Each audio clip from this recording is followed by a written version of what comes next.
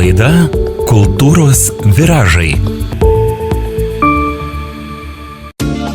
Šiandien laidoje Kultūros viražai dalyvauja Šiaulių rajono savivaldybės Vytauto Vitkausko viešosios bibliotekos direktoriaus pavaduotojas Almantas Šlivinskas ir informacijos ir vadybos skyriaus vyriausioji metodininkė Ingrida Aleksandravičienė. Labą dieną. Taigi, koks bibliotekų pokytis per 15 metų įvyko tokiame bendrame kontekste? Kalbėti apie pokytį bibliotekų per 15 metų galima bendrame kontekste net apimant didesnį laiką. Kai aš baigiau studijas prieš 40 metų, tuomet bibliotekų mokslus ėjo dviem kryptim.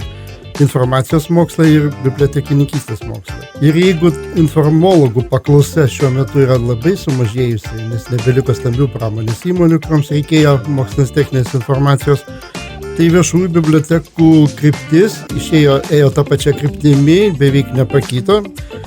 Ir nors bibliotekų tinklas kažkiek sumažėjo, tačiau jų kokybė, paslaugos gerokai pagerėjo. Ypač didelį kokybinį šuolį bibliotekose padarė apie 2012 metus vykdytas bibliotekos pažangai projektas, kuris buvo finansuotas iš Bilo Geitso fondo. Tai davė labai platų kompiuterinį tinklą, vartotojų apmokymą, kaip naudotis kompiuteriais. Įdiegta buvo bibliotekų integrali informacijos sistema ir visą tai leido sukurti labai didelį kokybinį šuolį bibliotekom plečiant paslaugas. Juk žinom, juk dėl to išnyko tuomet buvęs labai platus privačių interneto kavinių tinklas, nes visos šios interneto prieigos paslaugos bibliotekose buvo nemokamos. Ir tuomet ši prieiga paskatino tiek informacinių technologijų, tiek pačių interneto paslaugų ir net svetainių plėtrą. O kai tik padaugėjo informacinių technologijų bibliotekose, tai padidėjo tuo pačiu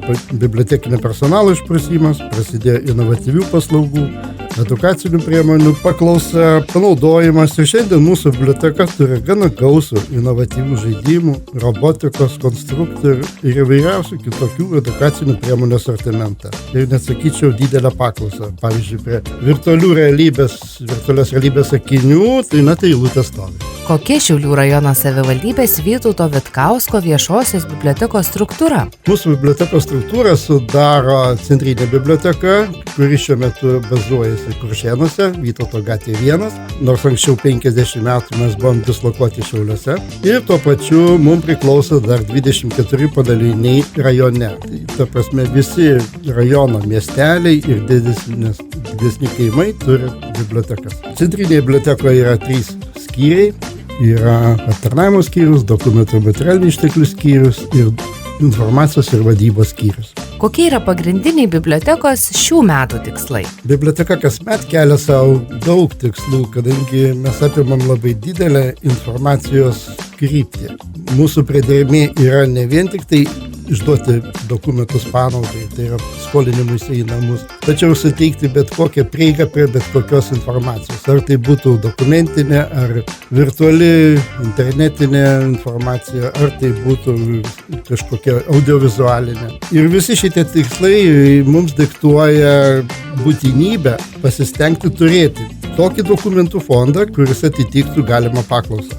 Dabar iš tų turimų dokumentų mums kyla labai didelė tikslas sukaupti kraštotyrinių fondą. Tai yra visų bibliotekų priedermė kaupti to rajono paveldą, kuriame mes esame. Ir šiuo metu mūsų rajonui Romualdo Ozolo fondas yra perdavęs labai didelę jo asmeninę biblioteką, kurioje buvo tiek ir rankraščių, ir periodikos, ir labai gausus Sąjūdžio laikmečio dokumentų fondas.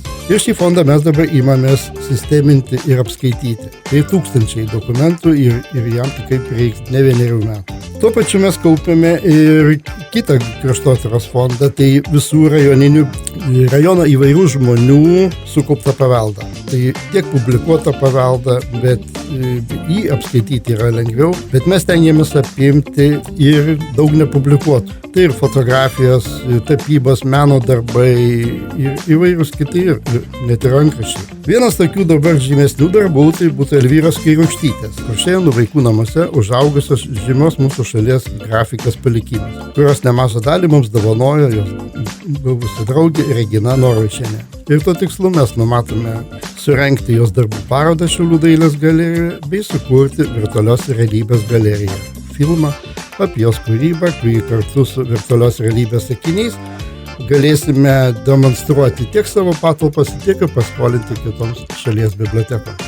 Biblioteka turi registruotą leidyklą ir, kokia iš jos nauda, ką ji duoda? Biblioteka kaip leidykla užsiregistravo dar 2017 metais, kai nutarėme išleisti Šiaulių rajono savivaldybės kalendorių skirtą valstybės atkūrimo šimtmečiui. Ir nuo to laiko jau mes išleidome apie 8 leidinius, kuriuose vienaip ar kitaip įamžiname rajono literatų kūrybą arba kitą paveldą mokslinėje literatūroje.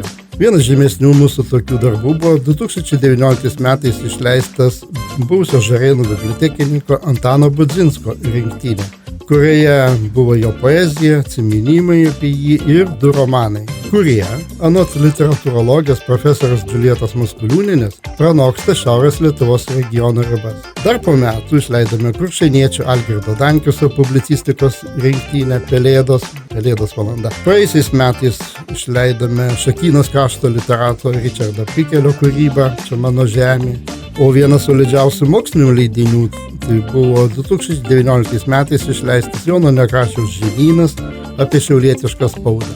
Jis apėmė įvairią pusę spaudą. Tiek spaustuvės leidėjus, tiek rengėjus knygų ir tiek platintojus, knygynus, bibliotekas, kurie visą šitą spausdintą produkciją platina po mūsų regioną. Mes visame leidybinėme darbe stengiamės įamžinti tą rajono palikimą ir tą rajono vaidmenį, kad atmatytųsi, ar tai rajono spauda, ar tai rajono žmonių kūryba, arba rajono žmonių palikimą. Kokiomis paslaugomis biblioteka, centriniai ir 24 padaliniai išsiskiria iš kitų kultūros įstaigų Šiaulių rajone? Centrinė biblioteka jau 3 metus veikia moderniame, renovuotame pastate Kuršėnų miesto širdyje.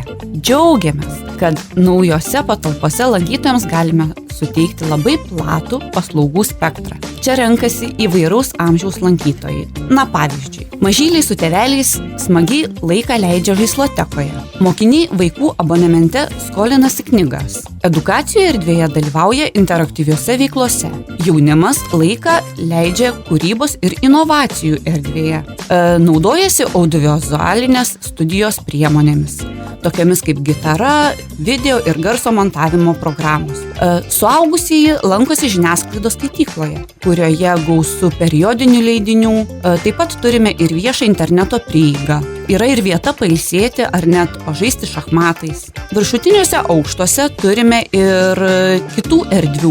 Pavyzdžiui, įstiklinta apžvalgos aikštelė su Kuršėnų miesto panorama, lauko terasa, taip pat amfiteatras. Kviečiame patiems atvykti ir įsitikinti, kaip pas mus šviesu ir gera. Bibliotekos paslaugos nėra vien tik knygų skolinimas ir susitikimai su rašytojais. Tai netradicinių, inovatyvių paslaugų teikimas lankytojams. Bibliotekoje teikiamos įvairios tiek mokamos, tiek nemokamos paslaugos. Kalbant apie nemokamas paslaugas, norėtųsi paminėti, kad nuo šių metų sausio 1 dienos nemokamai išduodamas skaitytojo pažymėjimas, o dalyvavimas įvairiuose renginiuose, mokymuose ir klubų veiklose yra taip pat nemokamas. Centrinė biblioteka ir rajono bibliotekos nuo 20 metų dalyvauja iniciatyvoje Biblioteka visiems, kurios tikslas mažinti informacinę bei kultūrinę atskirtį, negalią bei specialiųjų poreikių turintiems asmenims ir įtraukti juos į visuomeninę veiklą.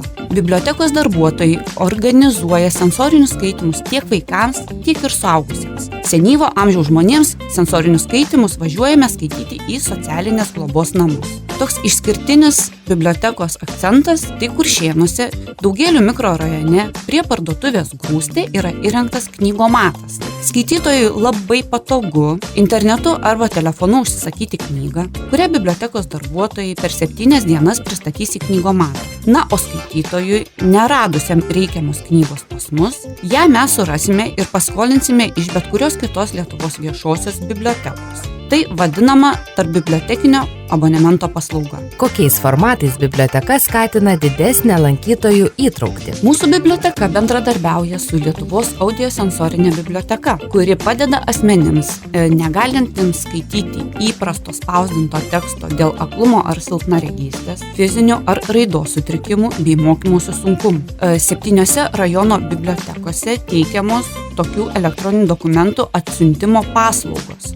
Tai yra skaitytojų paskolinimas specialus grotuvėlis, į kurį bibliotekos darbuotojai įrašo turimus įgarsintus dokumentus. Na, o žmogus patogiu jam laiku gali tuos įrašytus dokumentus klausyti. Centrinė biblioteka jau daugiau nei 5 metus aktyviai bendradarbiauja su viešąja įstaiga Dienos centras sutrikusio intelekto asmenims, kurie kiekvieną antradienį su juos lydinčiais asmenimis atvyksta savanoriauti į biblioteką. Taip pat draugaujame su Šiaulių rajono švietimo pagalbos tarnyba, kurioje veikia 3 amžiaus universitetas. Universiteto studentai maloniai dalyvauja Centrinės bibliotekos bei Gruzdžių padalinio renginiuose. Didinant visuomenės atsparumą informacinėms, propagandos ir sukčiavimo grėsmėms, mūsų biblioteka vykdo gyventojų, medijų ir informacinio raštingumo kompetencijų ugdymo veiklas. Rengia mokymus, konsultacijas. Maloniai kviečiame visus norinčius patobulinti savo žinias įvairiomis skaitmeninio raštingumo temomis ir sudalyvauti bibliotekos rengiamuose mokymuose. Na ir papasakokite, kokie tradiciniai renginiai organizuojami bibliotekoje. Turime tikrai ne vieną kasmet organizuojamą renginį. Lietuvių kalbos dienos pirmą kartą surengtos 2016 metais. Tai daugybė vasario 16 ir kovo 11 dienų visoje Lietuvoje ir užsienyje organizuojamų renginių. Lietuvių kalbos dienos prisideda prie lietuvių kalbos sklaidos Lietuvoje ir užsienyje. Telkia užsienio lietuvių bendruomenės, stiprina lietuvių kalbos mokymosi motyvaciją. Biblioteka taip pat prisideda ir atitinkamai organizuoja renginius savo padaliniuose. Rengtos popietės, tokios kaip Lietuvių liaudies dainų skrynelė Kairių padalinyje. Ginkūnų bibliotekoje buvo surengta popietė Kalba vertybė. Na, o pradinių klasių mokiniams Kurtuvėnuose buvo surengtas eilėraščių konkursas Laiškas Lietuvai. Kuršėnuose Centrinėje bibliotekoje buvo vienas toks išskirtiniausių renginių, tai muzikinė literatūrinė popietė melodijų ir žodžių sūkury. Ji vyko kovo 20 dieną, jos metu buvo skaitomos eilės bei dainuojamos dainos.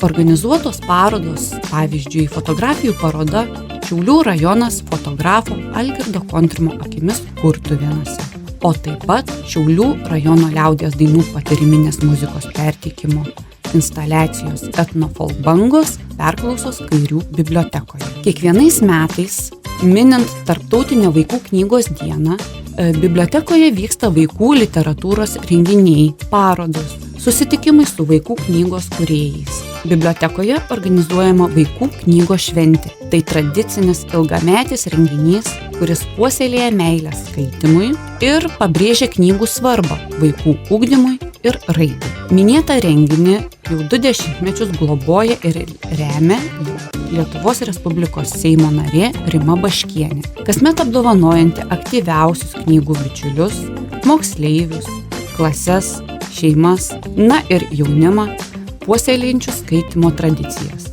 Jie apdovanojami knygomis ir padėkomis. Vaikų knygos šventė yra puikia proga ne tik paminėti literatūros svarbą vaikams, bet ir padėti kurti bendrą požiūrį į skaitymą, kuris yra raktas į vaikų kūrybiškumą ir išsilavinimą. Kaip ir kasmet, visų pajėgumų šiuo metu esame pasinėrę į skaitmeninės savaitės 2025, angliškai tai skamba All Digital Week, renginius ir veiklas. Skaitmeninė savaitė tai visoje Europoje organizuojama kasmetinė skaitmeninės įtraukties ir skaitmeninių įgūdžių ugdymo akcija, kuri siekia skatinti ES šalių piliečius nuolat tobulinti savo skaitmeninius įgūdžius, atrasti technologijas, galbūt jų kuriamą naudą, o taip pat pasinaudoti skaitmeninėmis galimybėmis savo kasdienėje bei profesinėje veikloje. Akcija vyksta nuo 2010 metų ir joje dalyvauja virš 20 Europos šalių. Šiais metais akcija vyksta kovo 17, balandžio 4 dienomis. Na, o bibliotekos padaliniuose šią progą organizuojamos įvairios paskaitos bei mokymai skaitmeninių įgūdžių temomis. Na, pavyzdžiui, ar esi saugus internete? Kaip saugiai naudotis elektroninėmis paslaugomis? O viena populiariausių temų šiuo metu yra, aišku, apie dirbtinį intelektą, jo panaudojimo galimybės bei galimus naudoti įrankius. Vienas svarbiausių bibliotekai renginių yra Nacionalinė Lietuvos bibliotekų savaitė, kuri tradiciškai organizuojama balandžio 23-29 dienomis. Pradžia, būtent 23 diena, žymi UNESCO paskelbtą pasaulinę knygos ir autorių teisių dieną. Šiais metais tai jau jubiliejinė 25 bibliotekų savaitė, kuri bus vainikuojama tradiciniu bibliotekininkų žygiu. Šį kartą žygiuosime Neries regioninėme parke. Mūsų biblioteka taip pat minės šią savaitę savo renginiais. Centrinėje bibliotekoje organizuojame susitikimą su knygų autore Erika Amber, na, o Gruzdžiuose vyks savaitinė akcija suaugusiems pavadinimu Aklas pasimatymas su knyga, o vaikams akcija Skaitau draugo pasiūlytą knygą. Taip pat tradiciniu renginiu galėtume vadinti ir nacionalinio diktanto rašymą, į kurį susirenka žmonės ne tik norintys pasitikrinti rašybos įgūdžius, bet galbūt ir pasivaržyti. Visiems tai galimybė didžiuoti savo unikalią kalbą, o padarius klaidų galbūt išmokti ko nors naujo. Maloniai kviečiame lankytis mūsų bibliotekos padaliniuose. Ačiū Jums už pokalbį. Šiandien laidoje Kultūros viražai dalyvavo Šiaulių rajono savivaldybės Vytauto Vitkausko viešosios bibliotekos direktoriaus pavaduotojas Almantas Šlivinskas ir informacijos ir vadybos skyriaus vyriausioji metodininkė Ingrida Aleksandravičienė. Radio laida Kultūros viražai.